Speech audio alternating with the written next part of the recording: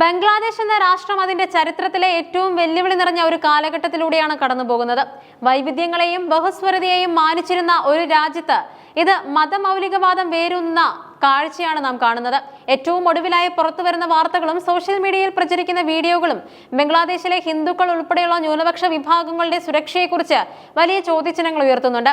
വരാനിരിക്കുന്ന പൊതു തെരഞ്ഞെടുപ്പിന്റെ പശ്ചാത്തലത്തിൽ മതപരമായ വേർതിരിവുകൾ സൃഷ്ടിച്ചുകൊണ്ട് രാഷ്ട്രീയ നേട്ടം കൊയ്യാൻ ശ്രമിക്കുന്ന തീവ്രവാദ ശക്തികളുടെ ഇടപെടലുകൾ ആഗോളതലത്തിൽ തന്നെ ആശങ്കകൾക്ക് കാരണമായിട്ടുണ്ട്.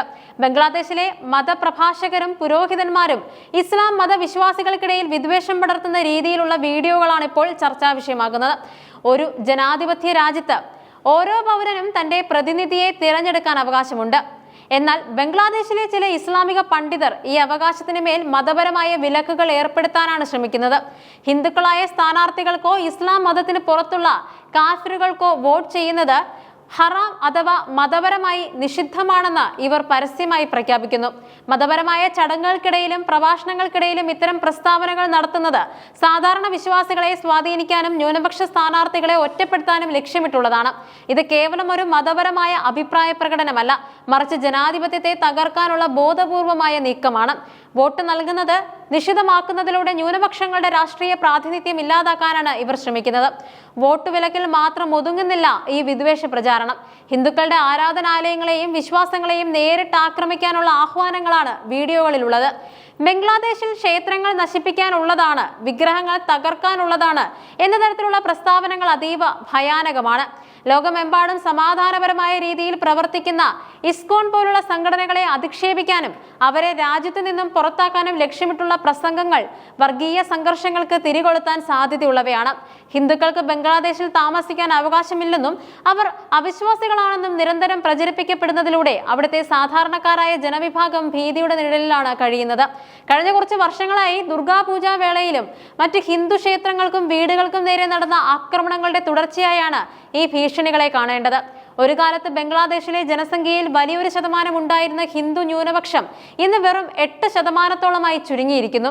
നിരന്തരമായ വേട്ടയാടലുകളും സ്വത്ത് കണ്ടുകെട്ടലുകളും നിർബന്ധിത മതപരിവർത്തനങ്ങളും കാരണം ലക്ഷക്കണക്കിന് ആളുകളാണ് ഇന്ത്യ ഉൾപ്പെടെയുള്ള അയൽ രാജ്യങ്ങളിലേക്ക് പലായനം ചെയ്തത്. ഇപ്പോൾ പ്രചരിക്കുന്ന വിദ്വേഷ വീഡിയോകൾ അവശേഷിക്കുന്ന ഹിന്ദുക്കൾ കൂടി രാജ്യം വിടണമെന്ന ഉദ്ദേശത്തോടെയുള്ളതാണ്. പൊതു തെരഞ്ഞെടുപ്പ് അടുക്കുമ്പോൾ ഇത്തരം വിദ്വേഷ പ്രചാരണങ്ങൾ വർദ്ധിക്കുന്നത് ഭരണകൂടത്തിന്റെ പരാജയമായാണ് വിലയിരുത്തപ്പെടുന്നത്. മതമൗലികവാദികൾ തെരുവിൽ പരസ്യമായി ന്യൂനപക്ഷങ്ങളെ വധിക്കുമെന്നും അവരുടെ സ്വത്തുക്കൾ നശിപ്പിക്കുമെന്നും ഭീഷണിപ്പെടുത്തുമ്പോൾ നിയമവ്യവസ്ഥ നിശബ്ദമാകുന്നത് പ്രതിഷേധാർഹമാണ്. ബംഗ്ലാദേശിലെ ഈ സാഹചര്യം കേവലം ആ രാജ്യത്തിന്റെ ആഭ്യന്തര പ്രശ്നമല്ല, ഇത് മനുഷ്യാവകാശ ലംഘനത്തിന്റെ ഏറ്റവും ക്രൂരമായ മുഖമാണ്. ഐക്യരാഷ്ട്രസഭയുടെ മറ്റ് അന്താരാഷ്ട്ര മനുഷ്യാവകാശ സംഘടനകളും ഈ വിഷയത്തിൽ അടിയന്തരമായി ഇടപെടേണ്ടതുണ്ട്. ഒരു പ്രത്യേക മതവിഭാഗത്തിൽപ്പെട്ടവർക്ക് വോട്ട് നൽകരുത് എന്ന് ആഹ്വാനം ചെയ്യുന്നതും അവരെ ഉന്മൂലനം ചെയ്യുമെന്ന് ഭീഷണിപ്പെടുത്തുന്നതും വംശഹത്യയുടെ പ്രാരംഭ ലക്ഷണങ്ങളായി കാണേണ്ടതുണ്ട്. സോഷ്യൽ മീഡിയ പ്ലാറ്റ്ഫോമുകൾ ഇത്തരം വിദ്വേഷ വീഡിയോകൾ നീക്കം ചെയ്യാനും പ്രചരിപ്പിക്കാതിരിക്കാനും ശ്രദ്ധിക്കണം. ബംഗ്ലാദേശ് സർക്കാർ മതമൗലികവാദികൾക്കെതിരെ ശക്തമായ നടപടി സ്വീകരിക്കുകയും ന്യൂനപക്ഷങ്ങളുടെ ജീവനും സ്വത്തിനും സംരക്ഷണം ഉറപ്പാക്കുകയും വേണം. മതത്തിന്റെ പേരിൽ മനുഷ്യരെ തമ്മിലടിപ്പിക്കുകയും ജനാധിപത്യ മൂല്യങ്ങളെ തകർക്കുകയും ചെയ്യുന്ന ഇത്തരം നീക്കങ്ങൾ ആധുനിക സമൂഹത്തിന് അപമാനമാണ്. ബംഗ്ലാദേശിലെ ഹിന്ദുക്കളും മറ്റ് ന്യൂനപക്ഷങ്ങളും അനുഭവിക്കുന്ന ഈ ഭയാനകമായ സാഹചര്യം ലോകത്തിനു മുന്നിൽ തുറന്നു കാട്ടപ്പെടണം. സമാധാനവും സഹിഷ്ണുതയും പുനഃസ്ഥാപിക്കപ്പെടണമെങ്കിൽ വിദ്വേഷം പ്രചരിപ്പിക്കുന്നവരെ നിയമത്തിന് മുന്നിൽ കൊണ്ടുവരിക തന്നെ വേണം. ഭയരഹിതമായി വോട്ട് ചെയ്യാനും സ്വന്തം മതം ആചരിക്കാനും ഓരോ പൗരനും സാധിക്കുമ്പോഴേ ഒരു രാജ്യം യഥാർത്ഥത്തിൽ സ്വതന്ത്രമാകുന്നുള്ളൂ.